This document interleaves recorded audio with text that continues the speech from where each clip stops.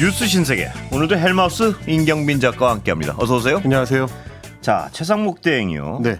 헌재가 위헌 결정 냈는데 아직도 선뜻 임명하겠다는 소리 안 나오고 있는 거죠. 네, 마은영 헌법재판관 후보자 관련된 이야기인데요. 예. 오늘 헌법재판소에서 이 문제 관련해서 결정이 나왔습니다. 마은영 후보자를 최상목 권한대행이 임명하지 않고 있는 것, 예. 이거는 국회에 대한 국회 권한 침해다라는 결정입니다. 재판관 전원 일치 의견으로 이렇게 권한쟁의 심판에 대해서 위헌 결정을 내렸는데 피청구인이 그러니까 이제 최상목 권한대행이죠. 대통령 권한대행으로서 청구인 국회가 2024년 12월 26일 헌법재판관으로 선출한 마은영 후보자를 헌재 재판관으로 임명하지 않는 것은 이런 부작위 행위는 헌법에 부여된 청구인 국회의 헌법재판관 선출을 통한 헌법재판소 구성의 권한을 침해하는 것이다. 예. 사실 이 내용은 문제 초기부터 저희가 계속 지적을 했었던 그렇습니다. 부분입니다. 예. 3명의 후보자를 국회는 임명을 동의를 구하거나 혹은 건의를 하거나 이런 예. 절차로 거쳐서 나오는 게 아니라 선출하는 과정이다. 그렇습니다. 그러니까 표결을 통해서 선출한 후보자이기 때문에 입법부에서 그런 결정을 한 걸 두고 행정부 수장인 대통령이 다른 뜻을 품을 수가 없다. 예. 그래서 그걸 임명을 거부하거나 되돌려 보내거나 다시 뽑아달라고 하거나 이런 거는 사실상 헌법상으로는 없는 권한일 가능성이 높다라고 말씀을 드렸는데 오늘 헌법재판소에서 그 내용을 확인을 해준 거고요. 그렇습니다. 예. 아시다시피 지난 12월에는 정계선 조한창 후보자 3명의 후보자 중에서 임의로 2명의 후보자에 대해서만 임명을 하고 예. 마은영 후보자에 대해서는 여야 합의가 되지 않았다는 이유로 보류를 한 바가 있는데 예. 이렇게 하면 안 된다는 게 헌재의 결정입니다. 그러면서 뭐라고 했냐면 대통령은 국회가 재판관으로 선출한 사람이 헌법과 헌재법에서 정한 자격 요건을 갖추고 있고 예. 그 선출 과정에서 의회 민주주의 원칙으로 하는 의회 민주주의를 원칙으로 하는 법률을 위반한 하자가 없는 한 예. 그 사람을 재판관으로 임명할 헌법상의 의무를 부담한다. 예. 이렇게 얘기를 했습니다. 그러니까 국회에서 선출하는 과정에서 문제가 있거나 예. 혹은 그 사람이 자격 요건에 있어서 이제 심각한 결함이 있는 경우가 아니라면 그러니까 정상적 절차를 거쳐서 검증을 받고 선출이 된 후보자라면 임명을 해야 되는 게 예. 대통령으로서의 의무다.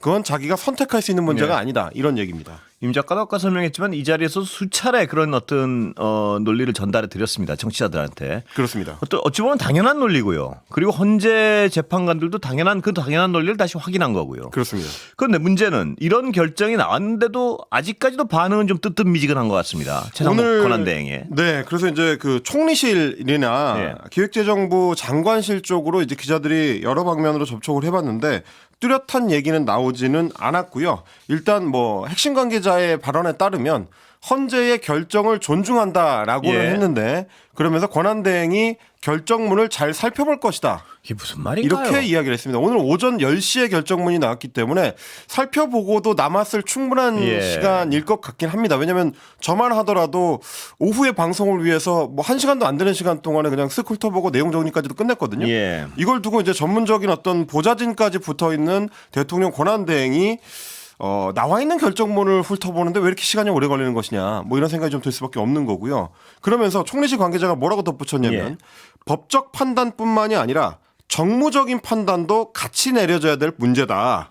결정문의 취지를 분석하고 의견을 수렴하는 절차를 거친 뒤에 판단을 할 것이다. 이렇게 얘기를 했습니다. 그러니까 즉각 임명을 하지도 않을 뿐더러 지금 헌재의 결정문에 대한 정무적 판단을 같이 넣어서 판단을 내리겠다. 이런 얘기인 겁니다. 아니 정말 이해가 안 돼서 그러는데요. 네. 법치주의과에서 헌법재판관들이 어떤 헌법적 해석을 결론 내렸지 않습니까? 근데 그걸 다시 자기 마음대로 정무적 해석을 한다고요. 이런 해석이 어떻게 가능한가요? 이게 그것도 이제 권한대행이라는 사람이. 정치인들이 상황이 옹색할 때 주로 붙이는 말이 이제 정무적 판단이라는 마법의 단어인데요. 예. 이제 사전적 정의로 따지자면 헌법적 가치하고 이제 될 경우가 아니죠. 정무적 판단이라는 이게 거는 말이 안 되는 얘기 같은데. 굉장히 좀 자의적인 그 어휘인 예. 거고 상황을 그때그때 뭐 다른 상황들과 연계시켜서 보겠다 뭐 이런 의미일 것 같은데 헌법적 판단에 대한 상황 판단을 어떻게 다른 가치와 이제 비교를 해가지고 판단할 수 있느냐. 사실 위헌이라는 결정이 나왔다고 설명을 드렸지만 요약해서 보자면 최상목 대통령 권한 대행이 자기가 해야 되는 헌법적 의무를 다하지 않고 위헌적 상태로 헌법재판관을 임명하지 않은 채 버티고 있다. 예. 이렇게 해석할 수밖에 없는 상황이거든요. 그런 상황입니다. 그런데 예. 거기에 대해서 헌법재판소의 판단이 나왔다 그러면 게다가 그 판단이 당신 지금 위헌적 행위를 하고 있어 예. 라는 이야기라면 위헌적 행위를 즉시 해소하고 헌법 가치에 맞는 결정을 내려야죠. 이제 그걸 안 내리고 정무적 판단이라는 이 이게 애매모호한 말로 문제는 지금 퉁치고 이게 있는 상황입니다. 길거리에서 누가 얘기하는 것도 아니고요. 정부의 권한대행 아닙니까? 그렇습니다. 이런 분이 이런 얘기를 하고 예를 들면 무슨 이건 헌법은 형법보다도 위에 있는 가치 아닙니까? 그렇다면 누군가가 징역형이 떨어졌는데 내가 교도소에 들어갈지 말지는 정무적 판단을 해보겠다고 얘기하는 거라 그보다 훨씬 더한 얘기 아닌가요? 이거는 그렇습니다. 헌법재판소에서 하고 있는 결정에 빗대서 말씀을 드리자면 대통령에 대해서 탄핵 심판 결과 탄핵 인용이 돼서 파면이 됐는데 정무적 판단한다고 정무적 생각하겠다고 또 판단을 나오는 조금 거예요? 기다려보겠다. 뭐 나는 아직 대통령이다. 이렇게 얘기해도 된다는 얘기가 되는 거기 때문에요. 상당히 좀 이제 어불성설인 뭐 그런 상황을 맞이하고 있습니다. 근데 이거가 이렇게 해도 되는가 하는 정말 심각한 의구심이 들지 않을 수 없습니다. 이 발언들이. 그러니까 저희가 여러 네. 차례 강조를 드렸습니다만 헌법재판관 후보자 3명에 대해서 국회가 선출을 했을 때 그 예. 순간 이미 대통령 권한대행이나 뭐 그 할아버지가 오더라도 그걸 거부하거나 부정할 수 있는 권한은 없는 거고요. 오늘은 말하자면 그 모든 국민들이 대체로 알고 있었던 그 사안을 헌재가 한 번 더 확인해 준 것에 불과합니다. 예. 그럼에도 불구하고 대통령 권한대행은 여전히 반헌법적인 상황을 방치하거나 적극적으로 행하고 있는 상황인 거고 또 한 가지는 저희가 몇 번 말씀드렸던 것처럼 이미 국회에서 법안으로 성립이 돼 있는 상설특검 법에 그렇습니다. 따라서 상설특검을 추천하라고 대통령 권한대행한테 국회가 요구를 한 지가 한 달이 넘었습니다. 예. 그런데도 불구하고 여전히 아무런 조치를 취하지도 않고 있는 이렇다 저렇다 뭐 어떤 반응조차 없는 상황이거든요. 그야말로 반법률적이고 반헌법적인 행태를 하고 있는 상황에서 추가로 한 가지 행동이 더 더해졌다. 이런 상황을 계속 끌어가는 것이 대통령 권한으로서의 자격에 부합하는 행동인가 이걸 최상목 권한대행이 좀 생각을 해봐야 되지 않을까 싶습니다. 예. 대단히 심각한 상황 같습니다. 예. 그런데 이 결정으로 말입니다. 네. 이제 탄핵 심판 결과가 8인 체제가 되느냐 9인 체제가 되느냐 네. 또 심판이 밀리느냐 아니냐 뭐 이런 여러 가지 논의가 있는 것 같은데 어떤 상황인가요 지금? 뭐 아직 헌재 내부적으로는 결정이 안 나온 것이 예. 일단은 마은혁 후보자를 임명을 안 해버렸기 때문에 예. 뭐 8명 체제가 지금 유지되는 거는 이제 헌재의 선택은 아니고요. 예. 그리고 뭐 설사 최상목 권한대행이 임명을 한다고 치면 며칠 좀 시간을 예. 끈다고 하더라도 임명을 하게 되면 예. 뭐 이제 대부분의 전문가들은 임명을 안 할 수는 없을 것이다. 예. 뭐 이렇게 보고 있긴 한데 언제 임명을 하느냐에 따라서 조금 의견이 좀 엇갈리긴 합니다. 뭐 이미 뭐 아시다시피 헌재에서는 윤석열 피청구인에 대한 탄핵심판 변론기일을 이미 종결을 한 상태고요. 예. 그래서 결정문 작성 작업에 들어가 있는 상태인데 최종 선고만 남아 있는 거거든요. 뭐 그런 상황에서 새로운 헌법재판관이 임명이 돼서 이 재판에 참여하겠다라고 하면 예. 그러면 이제 두 가지의 절차를 거쳐야 됩니다. 종결을 시켰던 변론을 재개를 해야 되고요. 재개하거나, 예. 그러고 나서 새로운 재판관이 이제 참여를 했기 때문에 뭐 재판과 관련된 절차를 다시 갱신을 해야 예. 됩니다. 그래서 이제 새로운 재판관이 재판 상황을 파악을 예. 하고 그동안 진행됐던 사안들을 이제 알 수 있게 변론 기일을 추가로 잡아야 되는 셈이 될 텐데 그렇게 된다면 만약에 그렇게 네. 된다면 선고 기일은 좀 밀릴 수밖에 없고요. 그렇습니다. 예. 적어도 일주일 이상은 이제 밀리게 될 수 있다. 예. 근데 다만 이제 헌재가 굳이 마은혁 재판관 후보자에 대한 이런 어떤 이 결정, 권한쟁의 심판에 대한 결정 날짜를 윤석열 피청구인에 대한 탄핵 심판 변론 종결을 하고 나서 예. 그 이틀 뒤에 잡은 것도 결국 이 뭐 탄핵 심판은 8인 체제로 그대로 진행을 하고 예. 마은혁 재판관이 임명을 받더라도 아마 이미 진행된 탄핵 심판에 대해서는 뭐 회피 신청을 하지 않겠느냐. 예. 그래서 나머지 재판관들이 마무리를 짓는 수순으로 가지 않겠느냐. 뭐 이렇게 전망하는 전문가들이 더 많은 것 같습니다. 그렇습니다. 지금 임 작가 설명하신 대로 그쪽 전망이 가장 다수파인 것 같습니다. 지금 뭐 박범계 의원도 여기 나오셔가지고 네. 비슷한 전망을 했습니다. 왜냐하면 8인 체제로 결론을 내리게 될 것이다. 마은혁 재판관 문제는 변수를 안 삼기 위해서 헌재가 이번 판결엔 제외를 할 것이다. 예, 이 가능성이 가장 높은 것이죠. 그렇습니다. 지금 예. 결정문 작성이 빠르면 예. 다음 주에도 끝날 수가 있는 상태이기 때문에 예. 그 상황에서 변론기를 추가로 잡는 건 헌재로서도 좀 부담이 될 겁니다. 그리고 다시 또 그 혼란스러운 과정을 반복해야 되느냐? 그거는 또 아닌 것 같고요. 아무리 봐도 네, 국가적으로 그렇게 되면 봐서. 예. 뭐 예상할 수 있는 대로 예. 피청구인 쪽에서 여러 가지로 또 문제 제기를 할 거기 때문에 사안이 조금 더 복잡해질 수가 있습니다. 예. 자, 국회 명태균 특검법 얘기 좀 해볼까요? 예. 네, 뭐 그전에 이제 오늘 있었던 예. 그 헌재 결정 중에서 또 하나 좀 주목할 만한 점 예. 소개를 좀 해드리겠습니다. 감사원의 감사 내용에 예. 대해서 위헌이라는 이제 판결이 하나 더 나왔는데요. 예. 중앙선거관리위원회를 감사원이 직무감찰했던 건 예. 이게 권한이 없는 권한을 행사한 것이다라는 네. 결정이 나왔습니다. 그래서 감사원이 결국은 불법적으로 선관위를 직무감찰해서 선관위의 독립적인 업무 네. 수행 권한을 침해했다. 이런 결론이 되는 건데요. 이 사안이 뭐냐면 지난 2023년부터 시작이 된 감사원의 직무감찰입니다.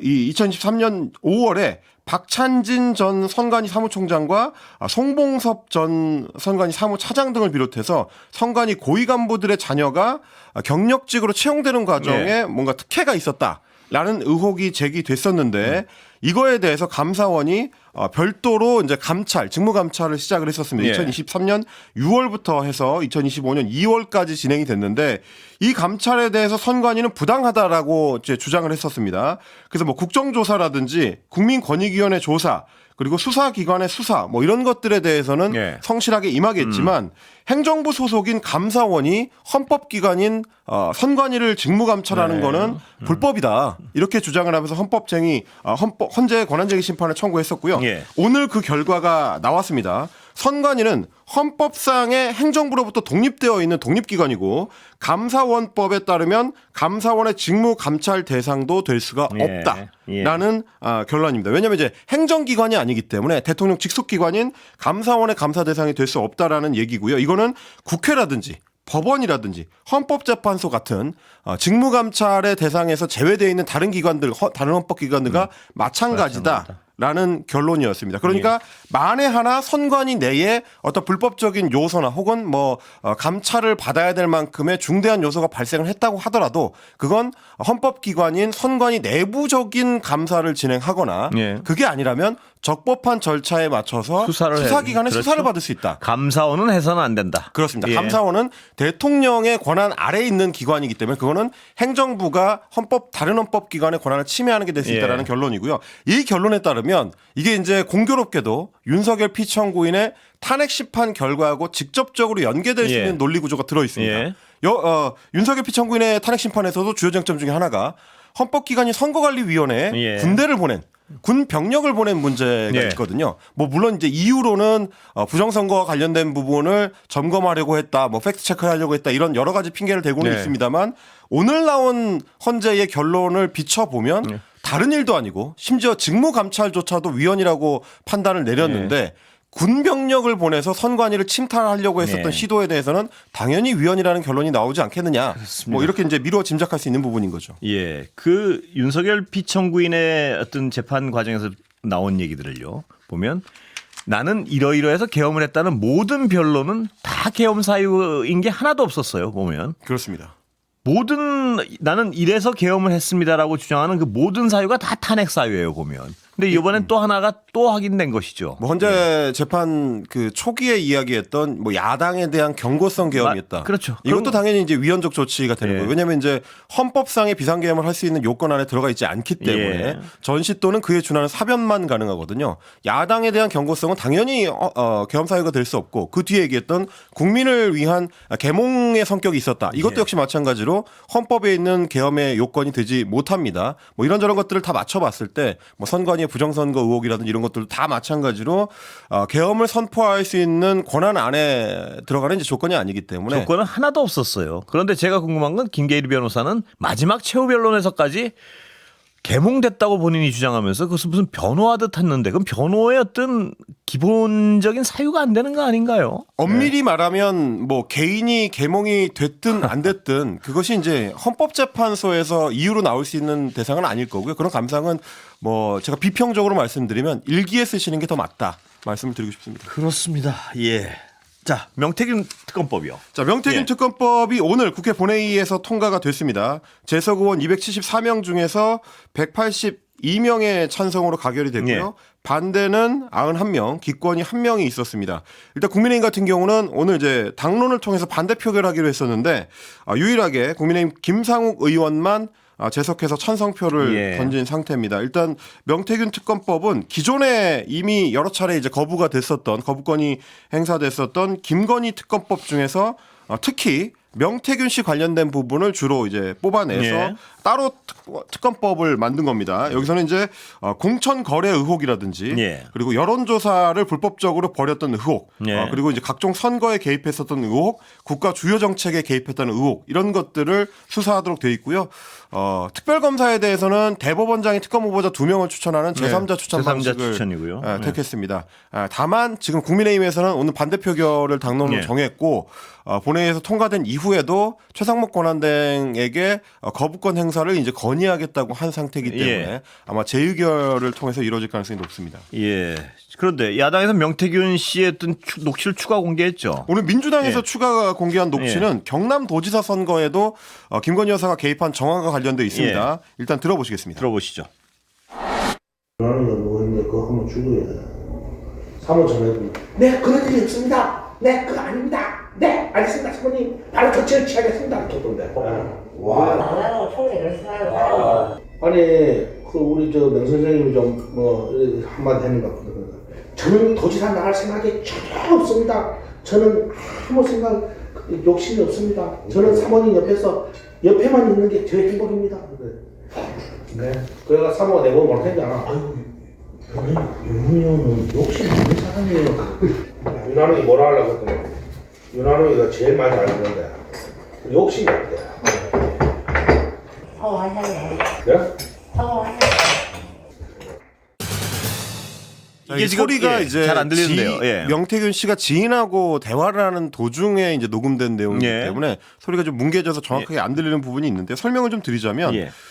윤한홍 국민의힘 의원, 친윤계 핵심 인사로 그 당시 이제 활동하고 있었는데 2022년 지방선거를 앞두고 3월 8일에 예. 명태균 씨와 지인 사이의 대화 내용입니다. 윤한홍 의원이 경남도지사 출마를 포기하게 된 어떤 배경을 예. 설명을 하면서 김건희 여사가 이제 윤한홍 의원과 했었던 대화 내용을 다시 자기 지인한테 이제 옮겨서 설명하는 부분입니다. 1인 2역을 하는 거죠, 자기가? 그렇습니다. 예. 그러면서 본인은 저는 도지사 나갈 생각이 전혀 없다. 네. 아무 생각도 욕심도 없다. 저는 그저 사모님 옆에서 사모님 옆에만 있는 게 저의 행복입니다. 이런 식으로 김건희 여사한테 이제 윤한홍 예. 의원이 얘기를 했다는 거고요. 그 얘기를 듣고 김건희 여사가 명태균 씨한테 윤 의원은 욕심이 없는 사람이에요라고 이야기를 했다라는 네. 겁니다. 그러면서 윤한홍이 제일 말을 잘 듣는다. 욕심도 없다. 이런 네. 취지의 이야기를 했다. 그러니까 명태균 씨의 이야기를 보면 결국 윤한홍 의원이 경남도지사를 출마 포기하는 과정에서 예. 명태균 씨와 김건희 여사의 개입이 있었다라는 얘기입니다. 네. 명태균 씨가 윤한홍 의원은 경남도지사에 출마하면 안 된다라고 이야기를 계속했더니 그거를 김건희 여사가 다시 한번 확인을 했고 예. 그 자리에서 윤한홍 의원이 여사님 곁에 있겠다면서 나는 경남도지사 욕심도 없다. 예. 이런 식으로 이제 사실상 출마를 안 하겠다라는 얘기를 했다. 이 이제 취지의 발언인 겁니다. 예. 요새 쏟아지는 녹취를 보면 김건희 여사의 선거 개입은 과연 더 수사할 필요가 있을까 싶을 정도로 직접 간접적인 증거들이 계속 쏟아져 나오고 있습니다. 어제 예. 그제도 계속 이제 김건희 여사의 직접 녹취 예. 내용들이 계속 공개가 되고 있는데요. 이제 말씀하셨던 것처럼 이미 이제 김영선 전 의원의 창원 이 공천 과정에서도 사실상 윤석열 당선인하고 직접적으로 소통을 하면서 공천 과정을 조율하는 것 같은 목소리가 이제 녹취에 들어가 있었고 오늘 이 내용 같은 경우도 추가로 확인이 된다면 예. 경남도지사 선거에까지도 후보를 낸다 만다를 결정할 수 있는 권한을 갖고 있었던 걸로 이제 추정할 수 있는 그런 대목입니다. 이런데도 검찰이 뭉갤 수가 있나요? 참 모르겠습니다. 예, 여기까지 듣겠습니다. 임경빈 고맙습니다. 작가였습니다.